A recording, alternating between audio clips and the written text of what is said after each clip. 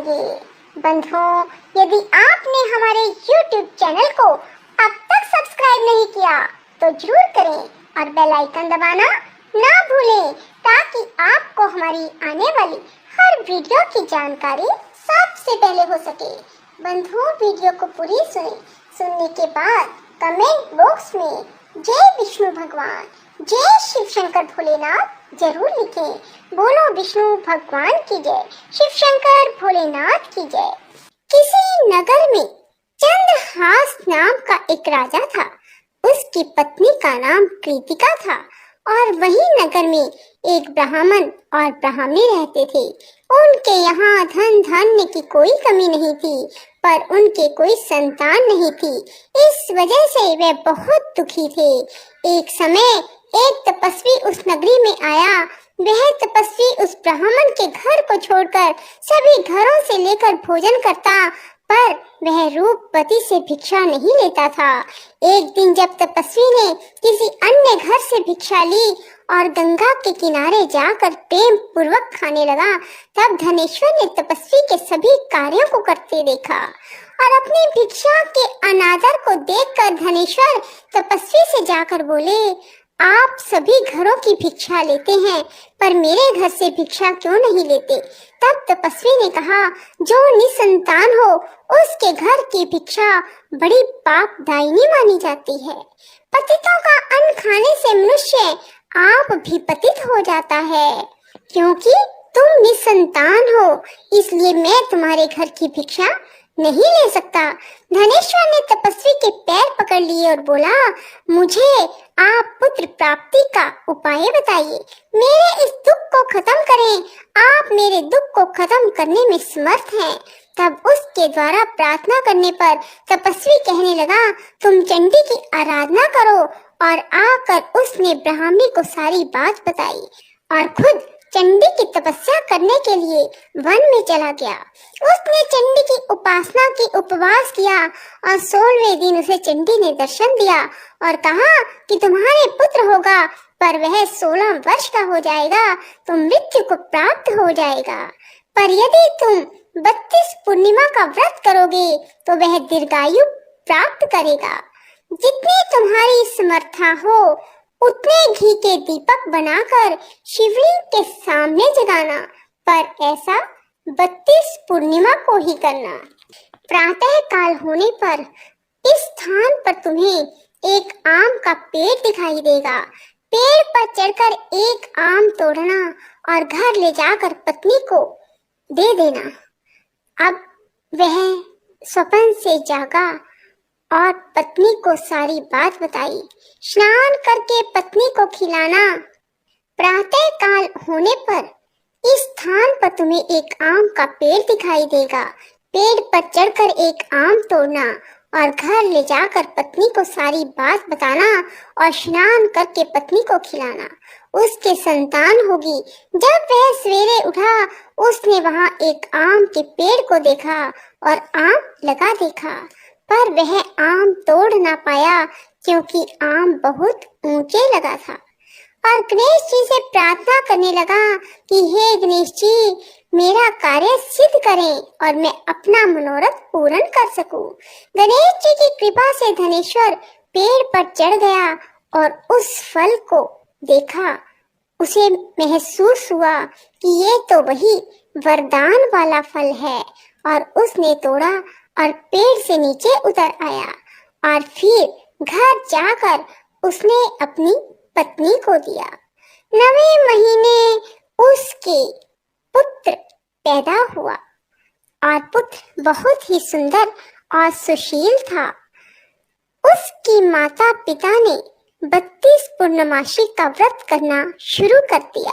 16वां वर्ष लगते ही माता पिता को चिंता होने लगी कि कहीं 16 वर्ष होने पर बेटे की मृत्यु तो नहीं हो जाएगी। इसलिए उन्होंने अपने मन में विचार किया कि ये घटना अगर उनके सामने घटित हुई तो क्या होगा। उन्होंने उस बच्चे के मामा को बुलवाया और कहा कि हमारी इच्छा है कि देवी दास को तुम 1 वर्ष के लिए काशी में ले जाकर विद्या ग्रहण करवाओ। उसे अकेला बिल्कुल नहीं छोड़ना, तुम सदा उसके साथ रहना। और इस तरह से उन्होंने अपने बेटे को 1 वर्ष के लिए काशी भेज दिया। किंतु यह बात मामा को नहीं बताई। धनेश्वर ने अपने पुत्र की मंगल कामना के लिए भगवती की आराधना शुरू कर दी और फिर 32 पूर्णिमा का व्रत पूरा कर लिया। कुछ दिनों के बाद मामा भांजा किसी गांव में ठहरे हुए थे। जिस धर्मशाला में वे ठहरे हुए थे वहां एक बारात ठहरी हुई थी। लगन के समय वर को कोई रोग हो गया। वर के पिता ने कुटुंबियों के साथ विचार विमर्श किया कि वह देवीदास को वर के रूप में ले जाते हैं और बाद में विवाह के अन्य काम अपने पुत्र के साथ करवा देंगे। वर का पिता देवीदास के पास गया और बोला, तुम थोड़ी देर के लिए अपने भांजे को हमें दे दो ताकि लगन का काम सुचारू रूप से हो सके। उसके मामा बोले, वर को जो मिले वो हमें देना, मेरा भांजा वर बन जाएगा। और वे मान गए और देवीदास को वर बनने के लिए भेज दिया। विवाह कार्य विधि पूर्वक संपन्न हो गया। पत्नी के साथ भोजन ना किया और पत्नी ने देखा कि उसकी पति की आंखों में आंसू है। वह बोली, आप उदास क्यों हैं? लड़के ने सारी बात बताई। उस कन्या ने कहा, ऐसा कैसे हो सकता है? अग्नि के सामने मैंने आपको पति बनाया है। देवीदास ने कहा, ऐसा मत कहिए, मेरी आयु बहुत छोटी है, मेरी मृत्यु के बाद तुम्हारा क्या होगा? पत्नी बोली, जो होगा सो देखा जाएगा। दोनों ने साथ में भोजन किया और सो गए। देवीदास ने जाने से पहले अपनी पत्नी को 3 नगों से जड़ी अंगूठी दी और एक रुमाल दिया और कहा कि इसे मेरा संकेत समझकर स्थिर चित्त हो जाओ। मेरा जन्म मरण जानने के लिए एक पुष्प वाटिका लगाओ और वहां नव मल्लिका लगाओ और उसे जल से सिंचित करती रहो। जिस दिन ये सूख जाए समझ लेना मेरे प्राणों का अंत हो गया, अर्थात मेरे प्राण निकल गए। जब ये फिर से हरे भरे हो जाएं, तो समझ लेना मैं जीवित हो गया हूँ और इसे मेरा संकेत समझना। प्रातः काल होते ही विवाह कार्य संपन्न हुए तो कन्या ने अपने पिता से कहा, यह मेरा पति नहीं है, मेरा पति वही है जिसका रात्रि में मेरे साथ विवाह हुआ था। यदि यह मेरा पति है तो मुझे बताए कि रात्रि में हमारी क्या बातें हुई थी, इसने मुझे क्या दिया। ये बातें सुनकर वर कहता, मैं कुछ नहीं जानता। वह लज्जित होकर वहां से चला गया और बारात भी वापस लौट गई। मामा भांजा काशी विद्या अध्ययन के लिए चले गए और एक दिन काल से प्रेरित होकर एक सर्प देवीदास को काटने के लिए वहां पहुंचा। जहर की ज्वाला से सारे स्थान जहरीला हो गया। पूर्णिमा व्रत की कृपा से सांप उसे काट ना पाया। काल वहां आया, उसके शरीर से उसके प्राणों को निकालने की कोशिश करने लगा और वह मूर्छित हो गया। भगवान शिव पार्वती भी वहां आए। उसे मूर्छित दशा में देखकर माता पार्वती ने शिव जी से कहा, इसकी माता ने 32 पूर्णिमा का व्रत किया था, इसे प्राण दें। भक्त वत्सल भगवान ने उसे प्राण दान दिए। व्रत के प्रभाव से काल को भी पीछे हटना पड़ा।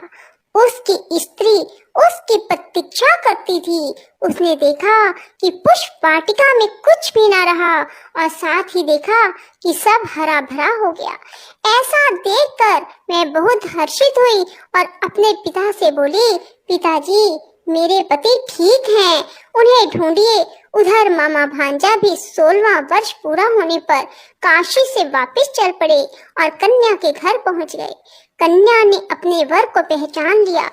धनेश्वर 32 पूर्णिमाओं के व्रत करने से पुत्रवान हो गया और जो भी स्त्री इस व्रत को करती हैं वे कभी विधवा नहीं होती, सौभाग्यवती रहती है।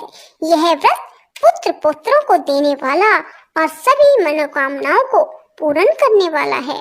भगवान शिव की कृपा से 32 व्रत करने वालों की हर इच्छा पूरी हो जाती है। बोलो शिव शंकर भोलेनाथ की जय।